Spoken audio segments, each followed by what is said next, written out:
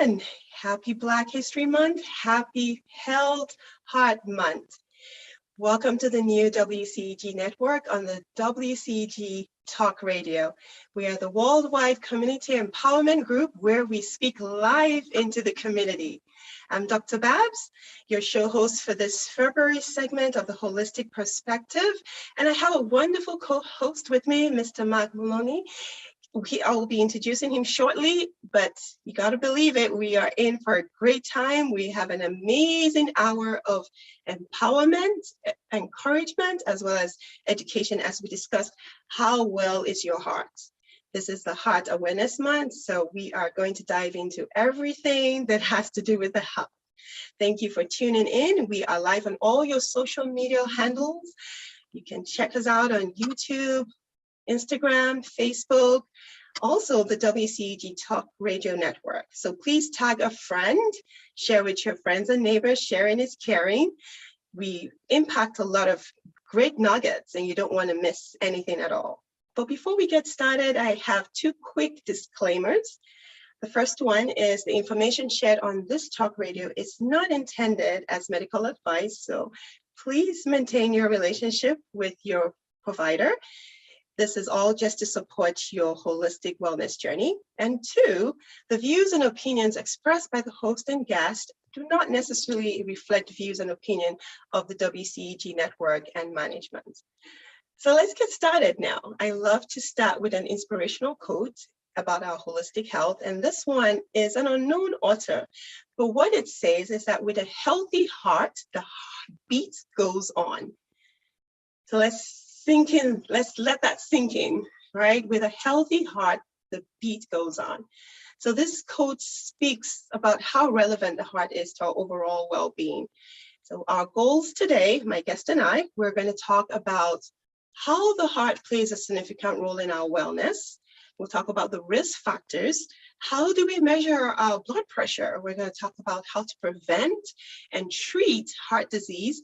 We're going to provide several resources that you can avail yourself of, and we'll also talk about some of the questions that we've had clients, patients ask from our experience.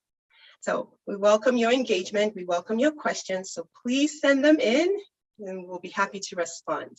But give me a few minutes just to introduce my guest. Mr. Mooney serves as a public health program manager on the National Hypertension Control Initiative, funded by the Health Resources and Services Administration and the Office of Minority Health with the American Heart Association National Center.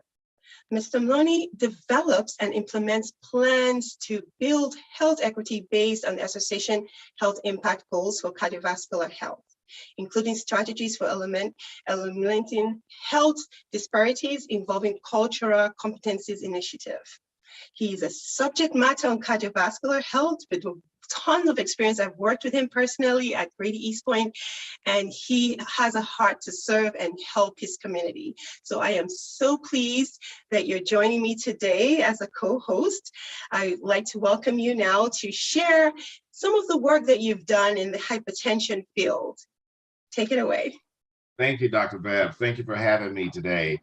Yes, as Dr. Babs shared with you, I'm working on the National Hypertension Control Initiative on a national level with the American Heart Association, funded by HRSA and OMH. So the work that we're doing, the work we're doing, we're working with over 350 federally qualified health centers throughout the United States on helping the health centers get a better control of their uncontrolled patient population. And with that, in addition to that work, as Dr. Babs had shared with you, we worked collaboratively on a project on hypertension and controlling the uncontrolled patients in the health center at Grady East Point, and we were very successful in changing lives and behavior and empowering the patients to take control of their blood pressure by using SNBP, self-monitoring blood pressure. Some other initiatives that I'm very proud of is a community where I worked with barbershops. I wanted to focus on African American men, Black men at the barbershops, and so developed this program to train the trainer, to empower these barbers to add to the conversation of sports, family, religion, politics, add blood pressure to that conversation. Do you know your numbers? And so we trained a set of barbers, well, several barbers in the metro Atlanta area here to start screening for blood pressure and distributing health educational material and directing or linking their clients to healthcare providers for further check up and follow up on their blood pressure. So, and then, working the Hispanic population as well, centered around healthy eating, empowering them to, in terms of cooking demonstrations, the importance of the lifestyle change in your behavior with preparing your food, meal prep. And so those are just a few of some of the projects that I've worked on. And the list can go on and on and on, but we don't have that much time. So I'm going to pass it back to you, Dr. Babs. Thank you. Thank you so much for sharing the work that you've been doing within the community. As you mentioned at Grady East Point, we're so pleased to collaborate with you, where we had such significant outcomes with blood pressure control. And it was all about identifying what those risk factors are and knowing how to measure, right? So knowing your numbers. If you don't know, you can't do anything about it. And we know that heart disease is the #1 killer in the US and worldwide.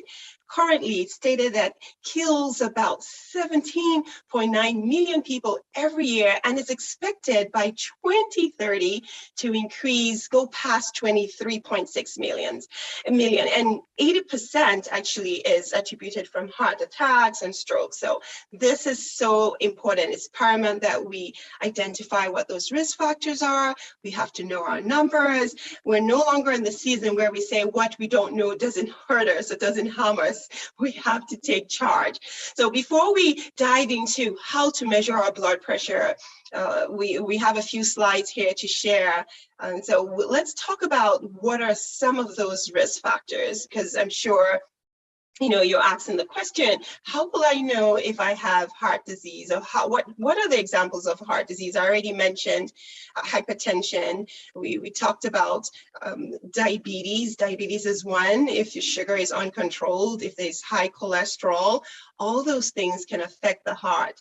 But then just because there's a family history, which we all should know what our family history is, it does not say for a fact that you're going down that line. So the way I always liken it, that your genetics might load the gun, but your lifestyle will pull the trigger. So that's what we need to pay attention to, the modifiable risk factors. So the ones that we can modify are age, our gender, where we were born, the family genes. Like, for instance, I have a family history of hypertension, diabetes. So being aware of that. Now, what are the ones that we can modify? It's definitely if we smoke, if we're eating poor nutrition, lack of exercise, all those things can actually be modified in terms of changes that we can actually make to prevent our beautiful red pump from getting overwhelmed. And the way we look at it and the way I describe it helps me also remember is that it's one of those organs that receives, right? So it gets blood, oxygenated blood from the lungs to spread with nutrients and oxygen. And once it gets that oxygen, it spreads it to the rest of the body. So it opens up, gets the blood, gets it oxygenated, and sends it out its way. So imagine some of the symptoms that patients can complain of is, I'm just tired. So if the heart is not working the way it needs to because there's a blockage somewhere, then you're tired. You just don't have the energy. Or, some people might have pain because there's an obstruction. So if you have a lumen and the blood is not flowing adequately, right, because of cholesterol plaques, it just becomes more narrow. Or maybe the pressure is just so high, then it becomes damaged vessels and blood cannot flow adequately and resulting in shortage of blood supply and stroke if it gets involved in the brain, or heart attack if it gets involved in the heart region. So those are some of the risk factors and some of the diseases. I'm going to pass it on now to Mr. Mooney so that he can tell us how we can find out if blood pressure is an issue, because we have numbers and we have to make sure that those numbers are properly taken. If not, you might just get a false number, and we want to make sure we have adequate numbers. Right. So what I would like to do, thank you, Dr. Bass, for passing it on to me. So one of the things that I do, as you know, in my work, not only with health centers, but in the community at large, whether it be faith-based, as I mentioned earlier, barbershops or salons or adult living facilities or community centers, rec centers, etc., is these are I focus on empowering patients to take control of their blood pressure, and I do that through self-measured blood pressure. And so what you see on the screen here are like 5 questions that are most commonly asked from in the community, again with the patients in the health centers, again in the faith-based organization. It says, what is self-monitoring blood pressure? And it's self-monitoring blood pressure is when you measure your blood pressure outside of the doctor's office or other healthcare settings. That's what it is, taking your blood pressure at home. And why do I need to measure my blood pressure? My blood pressure was already measured at my doctor's office. And I'm gonna share something. I'm gonna let Dr. Babs also chime in on this. But SMBP is what we refer to as self-measured blood pressure, allows you to measure at different times throughout the day and over a long period of time, helping your doctor get more of a complete picture of your blood pressure. Would you agree with that, Dr. Babs? Anything you would like to add on that part? Yeah, absolutely, because it does fluctuate. It fluctuates a lot. I've had patients come, my blood pressure is fine at home. It's only when I come to the doctor that it's elevated. And some people just don't even check it. And the only reading that we have is when you're in the doctor's office. So as we know, depending on the night that you've had or the day, it can be affected by our stress levels, cortisol. So it is definitely important that we don't just rely on when you go to the doctor. Maybe it's once a year or 3 times a year. It's good to have a sense of the average. And that's the only way that you can do it if you empowered to measure your blood pressure. Absolutely. Absolutely. Thank you for that. And a third question that I get a lot is, how does SMBP help me with my health? By using SMBP, self-measured blood pressure at home, you and your care team can come up with a treatment plan, as Dr. Babs had mentioned, to better control your blood pressure, which can prevent more serious health problems. Health problems, as Dr. Babs had mentioned, the stroke, a kidney, an impact on your kidney and other organs that you have. That's just from examples there. So what another question, it says, what do the numbers mean when I take my blood pressure readings? And Dr. Babs, I want to pass that over to you. Yes, and I'm glad that you brought this question up, because a lot of us see a top number and a bottom number, right? And you're wondering, what does that mean? So we have 2 numbers. The top number is systolic, and that just means when the heart is contracting, right? Remember I said the heart is that beautiful red pump, right?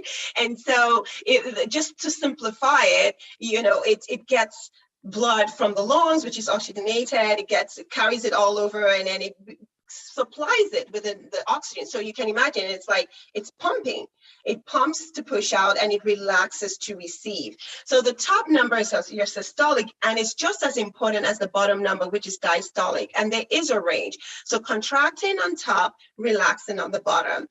some people say, well, but which value is more important? I mean, if my top number is fine, do I have to bother about the bottom? Yes, you do, because the bottom is where the heart relaxes to receive the blood that needs to be oxygenated. And if it doesn't relax, guess what happens?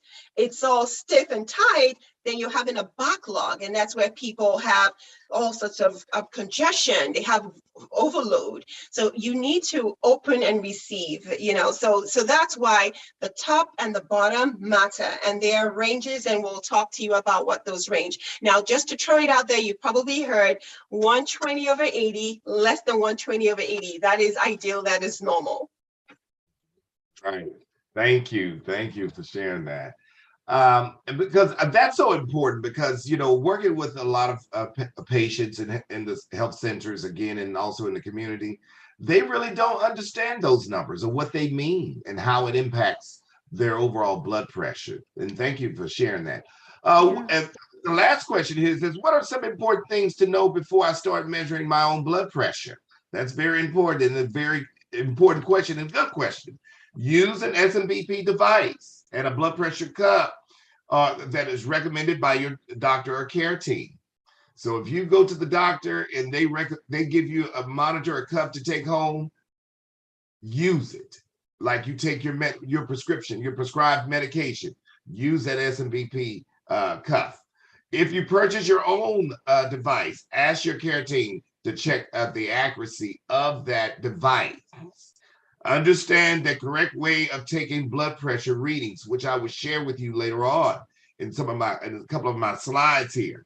Know when and how to share your blood pressure readings with your doctor. I also have a tracker that I highly recommend for you to download free to track your blood pressure. Make sure you use instructions from your care team on what to do if your blood pressure is out of its expected range. Those are some key points to remember. And so let me go to one of my next slides here. And this is really to kind of add to what Dr. Babs had shared with you all, with everyone. Is this understanding what hypertension does to your body, the vessel, the heart, the lungs, the kidney here. As you can see, the visual here of a boxer boxing your kidney. So we need to advance the slide. It's not advancing on the end. Okay, I'm sorry. Okay, perfect. I'm sorry. Now it's moved. All right, sorry, that's my fault. I'm sorry. So yeah, understanding what hypertension does to your body. As you can see in this image here, a boxer boxing, beating up on your kidney. That's what the blood pressure does, as she mentioned. And you see down the other visual here, the house and the water hose. The vessel, that water hose is a vessel. Now imagine if you use that home water hose and attach it to the fire hydrant on the street. And what the pressure from that fire hydrant on this home water hose, what do you think it will do? It will expand, just like the pressure in your blood pressure. So we kind of share these visuals to give people an idea. And here's some best practices as it relates to lifestyle changes. You always hear what you're not supposed to do, not supposed to eat, and et cetera. It wants you to quit cold turkey. We know that's not reality. In some of our work, we do the starting with a 30% change in your lifestyle. If you buy your cigarettes, take out 30% for the first week and increase that percentage until you eventually change that behavior. Exercise and weight. Control your weight. Diet is very important.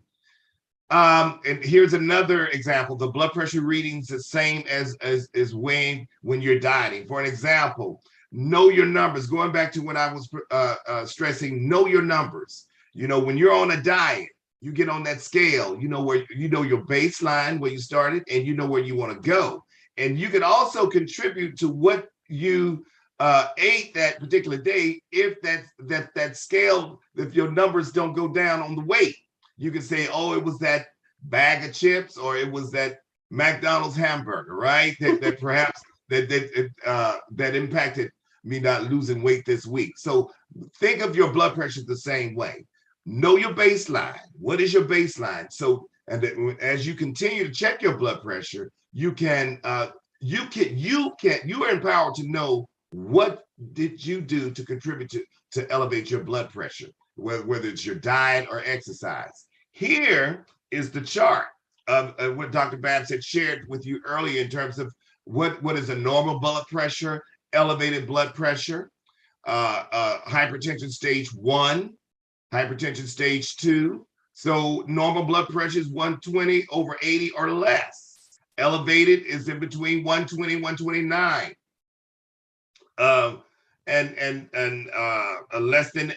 Less than 80.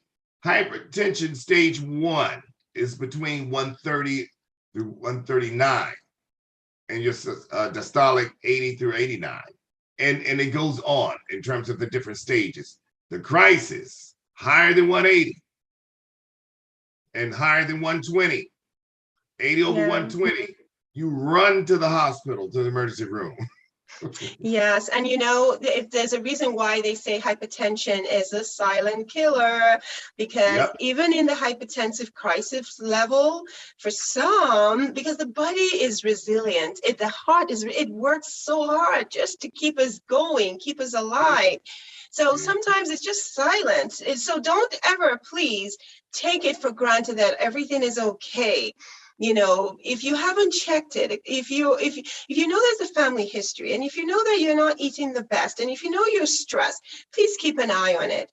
That's if you've never been diagnosed with high blood pressure. But then if you have been and you're on medication, I'm a strong believer that it's reversible, preventable, treatable, and reversible. I'm a living witness to that.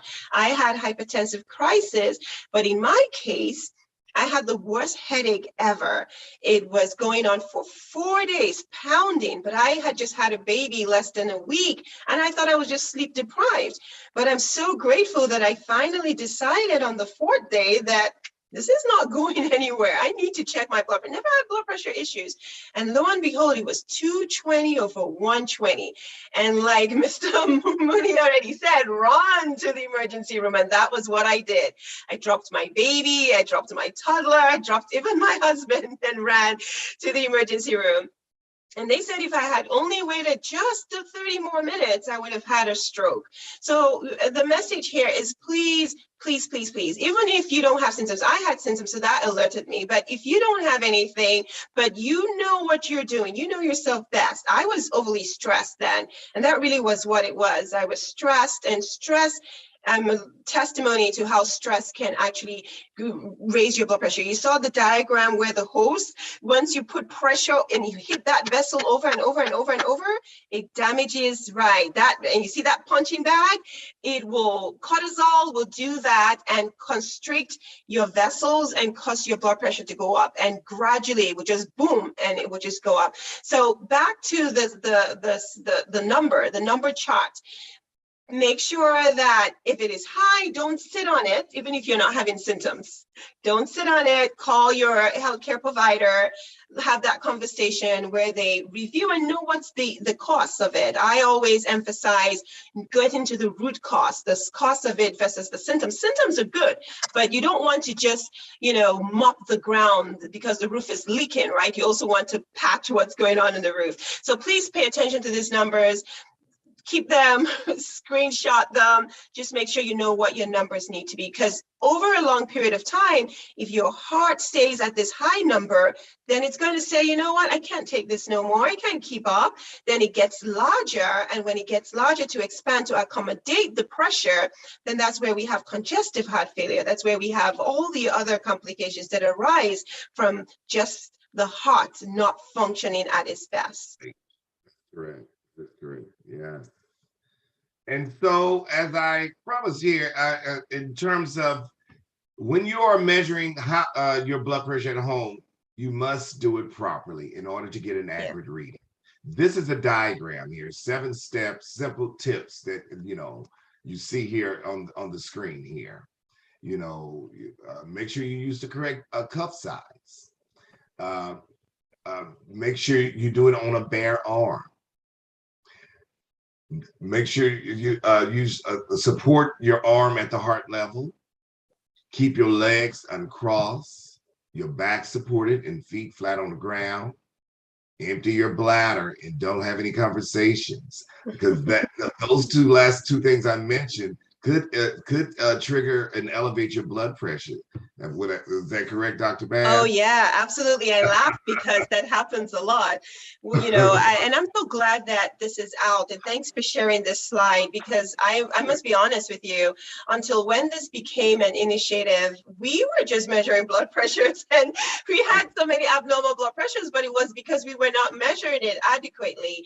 And so we Right. need to empower yourself. Know this. If you go to your health provider and they're not measuring it the proper way, tell them. I had a patient that told me a few weeks ago, my blood pressure is high. The CMA didn't do it properly. And I said, what do you mean? She said that they were holding a conversation with her and her legs were crossed. I was like, wow, that was impressive. What, the proper way to do it. So I had to tell a CMA to make sure she did it again. And so we have to constantly educate ourselves. We don't want false positive, right? We don't want to be on medication if we don't need to be on medicine. So doing it adequately. And you mentioned something, Mr. Mooney, about making sure that the cough that you're using, the kit that you're using is calibrated, because sometimes if it is not calibrated, you might be having either normal numbers or high numbers. So every now and then you can either do that at your pharmacy center or at your healthcare provider, but just make sure batteries are in, they're not expired, because you want the correct number. Correct. Absolutely. And so this slide here also empowered a lot of patients, as you mentioned, and we encourage some of the health centers to post this up in their triage room. So that's a reminder to them as well. So here it is. Here are step-by-steps in terms of how you check your blood pressure accurately. And I kind of covered that. And so in some cases, but allow you to, to rest for at least 5 minutes.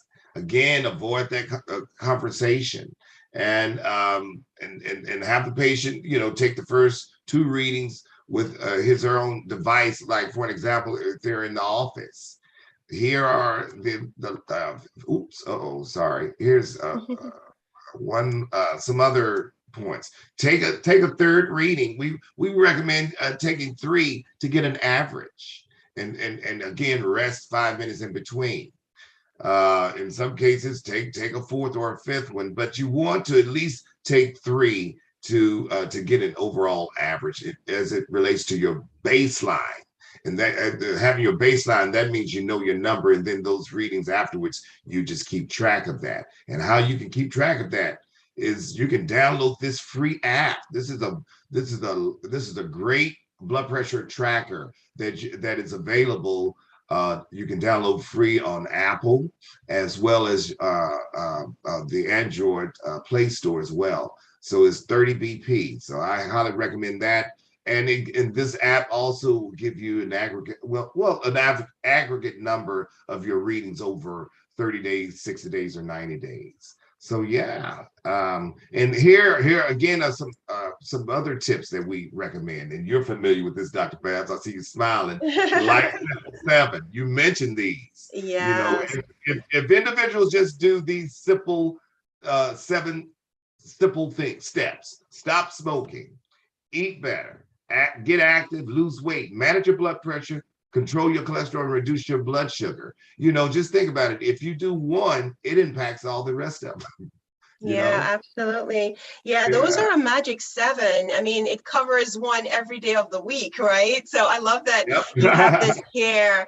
So yeah, and we are creatures of habits, and things that we've done over and over. It might take some time, but the effort, the progress matters over perfection.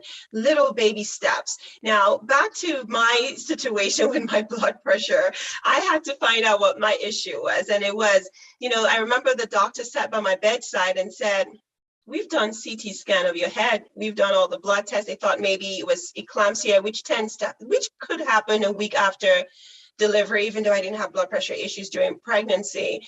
And he sat by my bedside, and I can never forget, he said, Nothing. Everything is negative. No issues. But whatever is stressing you, you might need to unstress, because I was actually asking about my head CT, if it was going to be covered by insurance. I mean, who asked that question? So that's how I was like a controlled freak. I wanted to control everything. So, you know, he said, whatever is stressing you, you have to de-stress. So what I did, part of the 7, was I did 2 main things. I walked every day, and, you know, I was on maternity leave, so I could do it, I guess. So I just walked, and I did 30 minutes walk. The recommendation for being active is 30 minutes, 5 days a week. Now, there is data that shows that you don't have to do the 30 minutes all at once. Just being active. Some of us have a sit-down job. Some of us, you know, when you get busy, you just sit down for long hours. It shows over time, there are studies that have shown and data that show that it's just as bad as smoking when you're just sedentary, where you don't get up at all. So my encouragement to you is, if you have a sit down job, at least every hour, set your alarm, get up, stretch, move around the block, you know, just try get 30 minutes, 5 days a week. So I did that. I was on 3 blood pressure medicines, and I was so nervous trying to check it over and over. Is it better? Is it better? So that alone gave me additional stress. So I stopped checking it. I just did it, you know, at least once or twice, but I didn't want to overly get stressed, because 3 blood pressure medicine wasn't getting down. But it wasn't until I started walking, where I started doing other lifestyle habit changes, that I was finally able to get off the medicine. Of course, paying attention to my eating habits, which is another one. So, you know, the idea is, you mentioned about salt, right? The chips, the bag of chips, all of that absorbs water along. We don't know that, but anytime, I don't know, have you ever noticed that? I don't know if you like a bag of chips or not, but if you have to indulge with Super Bowl, what did you have for your snack for Super Bowl, Mr.? Did you have any like major? I know we tried to stay away from the chips, but anytime I eat chips, I swell up a lot. So I pay attention, even though I'm not on the blood pressure medicine anymore. I know what my risks, I know what my triggers are. So making sure that the nutrition is more nutrient dense than calorie dense. And what I mean by that is cutting back on all those, you know, those processed meats and turkeys. They have tons of sodium. You want to drink more water. So just eliminate the things that are not good, but before you eliminate them, put the good ones, so that you don't feel like everything is just stripped out of you. Again, remember, the goal is to prevent, treat, and reverse high blood pressure. Part of the 7 goals, how often do you, for your movement, how often do you move, Mr. Mooney? What is your... Very good question. You know, I have to be honest with you. You know, I'm a work in progress myself, and we all are. And so I try to you know, what I preach, you know, incorporate into my life. So I recently started, because I work from home, and I'm in my office all day.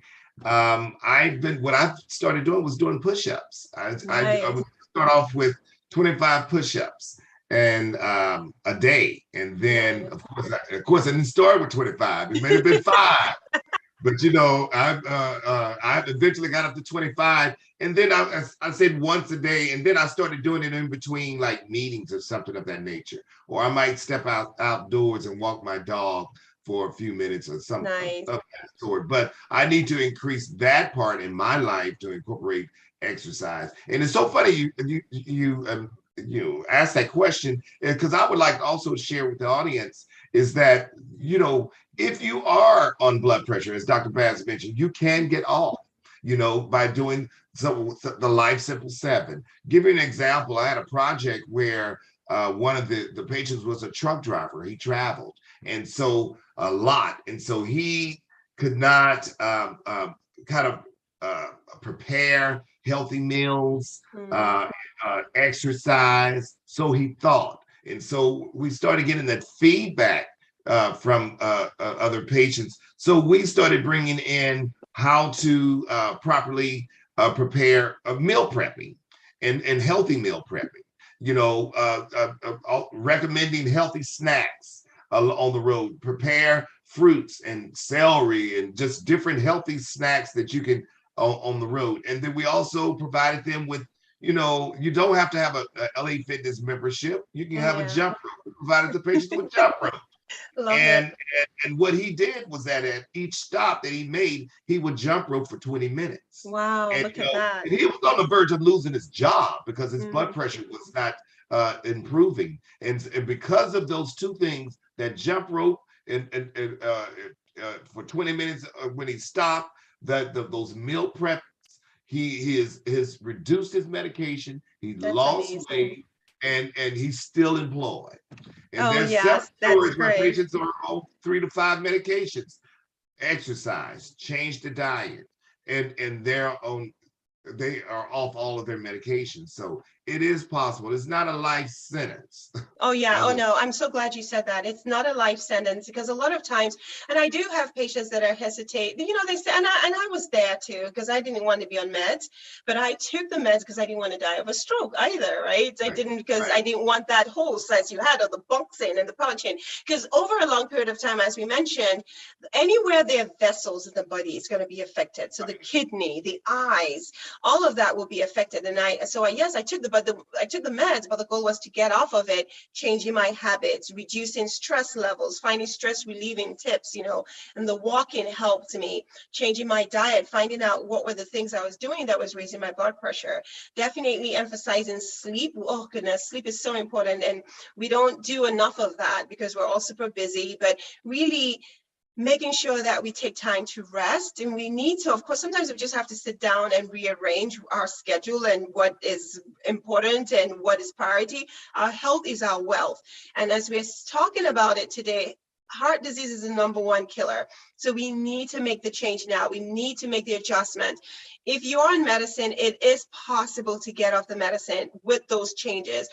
But having said that, I don't want you also to rely on medicine because I do have patients where they just want to rely on the medicine and don't want to make any changes. Now, just note that medicine is not meant to be long term, or because after taking it for so long and then they have to keep increasing it to make that blood pressure come down, there's going to be side effects. There's going to be interactions with medication. So the primary goal is to get to the root cause of the problem, correct that way you're not needing more and more medications to get that heart to work as well as it should work, right? The heart, all it needs is the right environment. You give it the right environment, the self-care, the quitting smoking. And of course, smoking can be difficult. I had a patient today that just said, I quit smoking cold turkey. It was just like that. But alcohol was a mess and she's still struggling with alcohol. So seek help. She was seeking help. And so seek help again, because your health matters to you. And of course, I always say there are 3 things that must not be in the same building at the same time: high blood pressure, high cholesterol, and high sugar. So those 3 things, they're like enemies. When you have, you know, which holiday do we have coming up again? Is it Easter? Like people Easter. have family in town. Those, you don't want those 3 cousins sitting next to each other and the Easter table. So have those numbers. I know we're focusing on heart and hypertension, but those other 2 also need to be monitored because they interact with each other. If you have high sugar in the bloodstream, it thickens up the blood. And so the nutrients and the oxygen can't flow as well. Same thing with cholesterol, it clogs up the arteries. So blood, you know, the blood cannot flow as well. So those are all the things that we definitely need to be very mindful of and pay closer attention to. Yeah, so I'm so glad that we have, I have just a few questions that I know that I've had patients ask. And if there are any from our audience, we want to thank you for staying tuned and listening. If you have any questions, please go ahead and send them in. We're happy to respond. There's tons of work that you know, Mr. Mooney has already told you about the great work he's done. The Barber Star, I know there was a period where we were training men, especially men that don't want to go to the doctor most times as their Yeah. wives dragging them. And so that was a great initiative that you did. And we did it also at Grady, where we had men that said, you know what, I don't want to go down the path that my family went. I want to educate people around me. I want to overcome this disease. And amazing work was done and lives were changed. So one question that came to mind that I've had a patient ask is, well, so how long do I have to keep taking the medication? I think we've already spoken to that question. Some people say, I don't want to be on meds because if I'm on it, they say I can never get off of it. Well, it appears like that, but that's not adequately so. Everybody's situation is different. So for you, you just need to know that once your heart is in the right environment, it will heal, it will mold back. But if you keep subjecting it to the wrong environment, that is where those medications are needed. And rightfully so, those medications have their place. But you can get off the medicine. I am off, it's been 13 years now, and I'm not on blood pressure medicine. I check my blood pressure medicine. I check my blood pressure when I go to the dentist or for my physical. And then every now and then I check it again, you know, keeping just the self-monitoring that you refer to. So you don't have to be on it lifelong. You have the choice. You make the decision on whether you're going to be on it lifelong.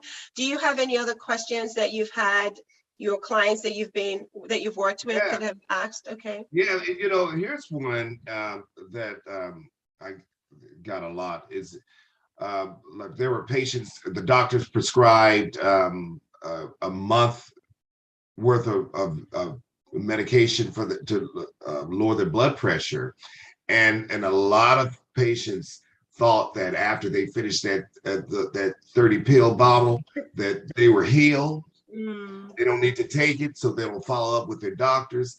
And please tell them that is not the case. And the thing is that it's so important that you follow back up with your healthcare providers, because to see whether or not their medication is actually working or not, and to determine whether or not they need to prescribe you a different type of high blood pressure medication. You know, that's, can you respond to that? You're absolutely right. Yes, I'm glad that you brought that up. Yes, please always follow back up with your primary care provider. Do not get off your meds by yourself. No, don't do that. I've had patients, unfortunately, had a stroke just doing that because they weren't checking. I've had patients say, just similar to what you said, where the prescription ran out rather, and then they didn't ask for refills. And that was because most times they were supposed to follow back up in the clinic to see if that medicine worked. And if it worked, then they will refill it.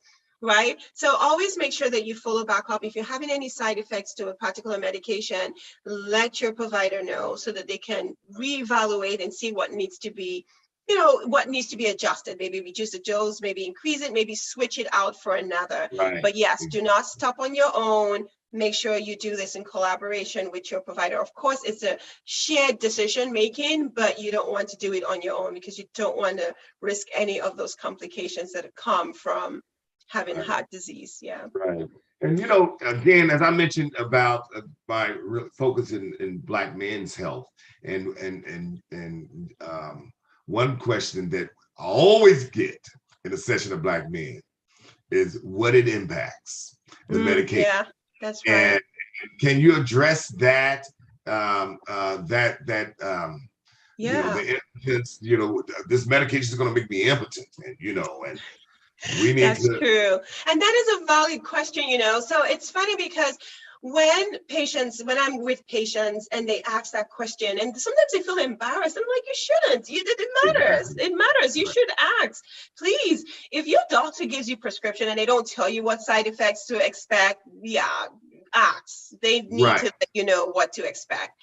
You know, we have calcium blockers, some things like amlodipine, those causes ankle swelling. So you have to have those conversations. Now, beta blockers, which are things like metoprolol, propranolol, those rightfully so can cause erectile dysfunction. Yes, that's correct. Now, how do we weigh this?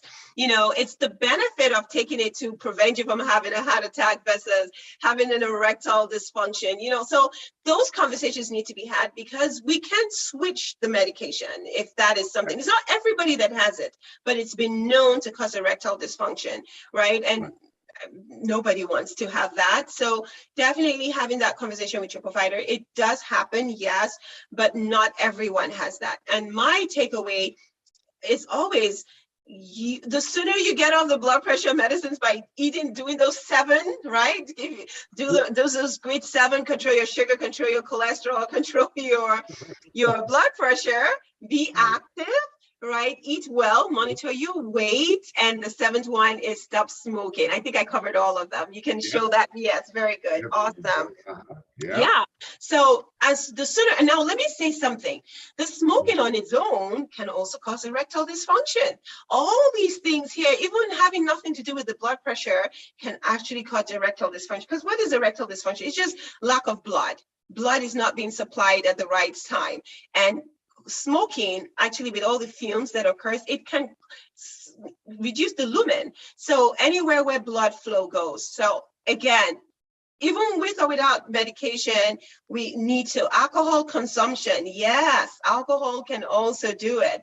So Yep. please, please, please, please let us note that we not just medications have numerous side effects, and I'm sure you know this already, but if we pay attention to our lifestyle habits, we can prevent being on medicine, and even if we're on it, we can minimize how much of exposure we are on the medicine.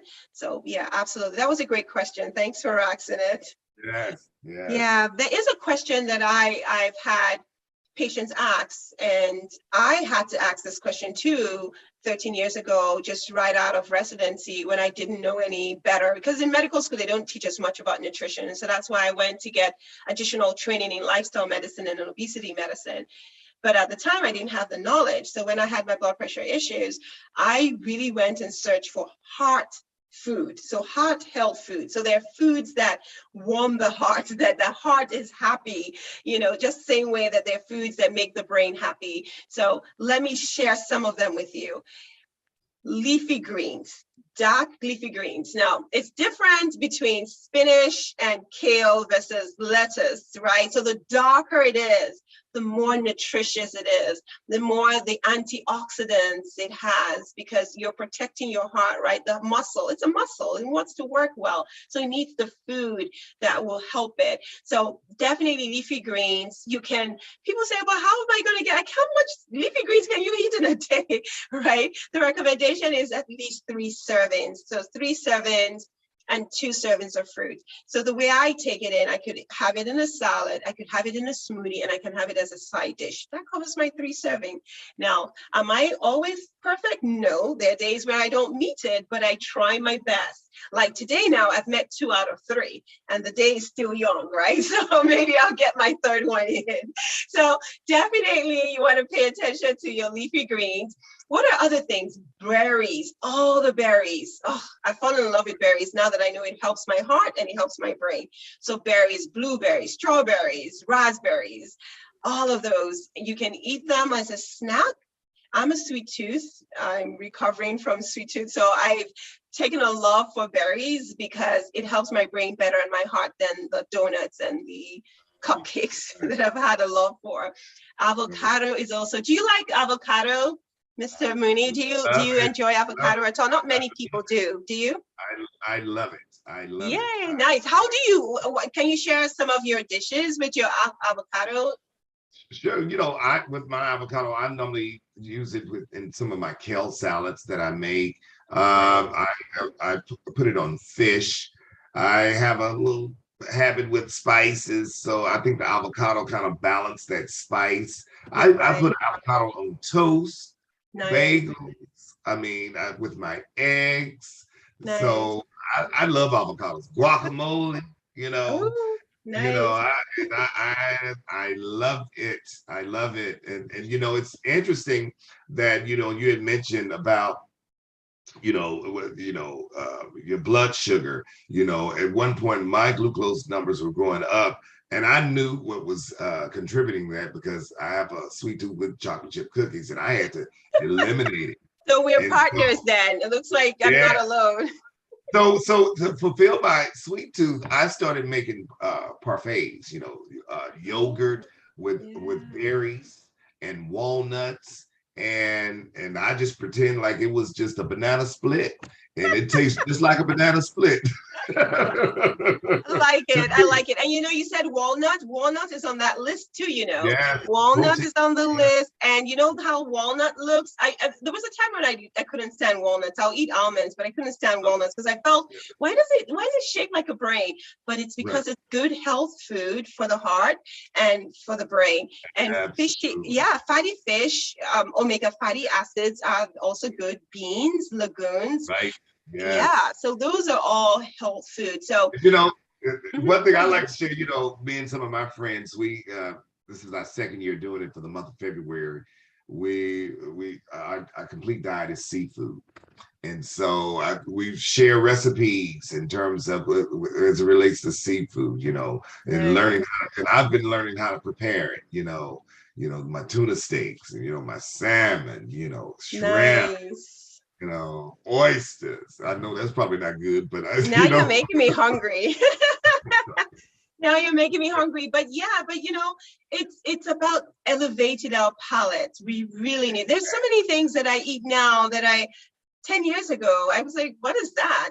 But I'm enjoying it. And the more I cut back on the sweet, I'm actually tasting the nutrients, right? It's all about the nutrients. So the takeaway message today is, let us together get healthier. Let us elevate our perspective, our palate.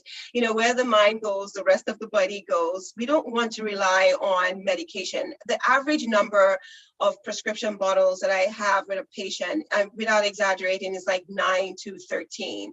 I mean, all of that, imagine the interactions, but our body has a tendency to naturally heal itself if we provide the right environment. So that's another question that I get asked is, definitely what kind of foods will help me. Now, we've talked about the foods that will help you. So that means in the reverse, you want to slowly, when you get full with those healthy foods and they keep you full because they have lots of fiber, then you wouldn't have time and energy for the other foods that just crash you, right? You get that boost of energy and then it crashes you back to the beginning, so it's a gradual thing, but making those changes, little changes, one step at a time, makes a big difference.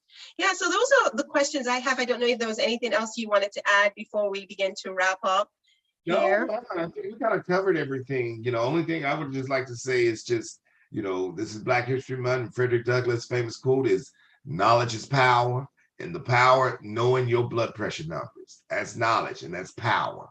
Yes, and Back taking it to yeah, even a step further. I like that you said that knowledge is power, but applied knowledge is even more absolutely, powerful. absolutely. Yes, yes. Yeah. Well, thank you so much, Mr. Mooney, for just co-hosting with me. This has been great, and really thank our listeners for joining us and just being empowered today about your health. Please share this. It's live on YouTube, on the WCEG network. Share it, watch it again.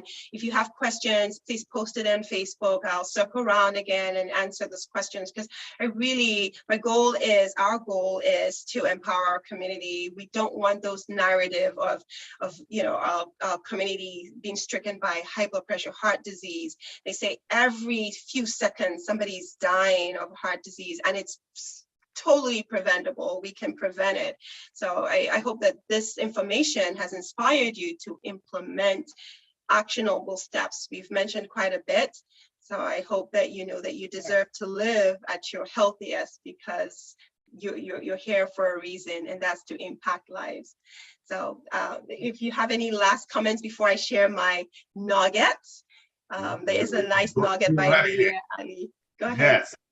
No, I'm good. Thank you, and thank you Okay. all for listening. And please, um, shoot your questions to Dr. Babb so we can respond to them as well. Okay, awesome. So the last code is, if you knew you could change your lifestyle and diet and avoid heart disease and other things, you should do it. And this is by Leila Ali. So look forward to seeing you back for our next session. Until then, we wish you and your family a wonderful rest of the week and healthy hearts always. Take care and Take God care. bless. God bless. Take care.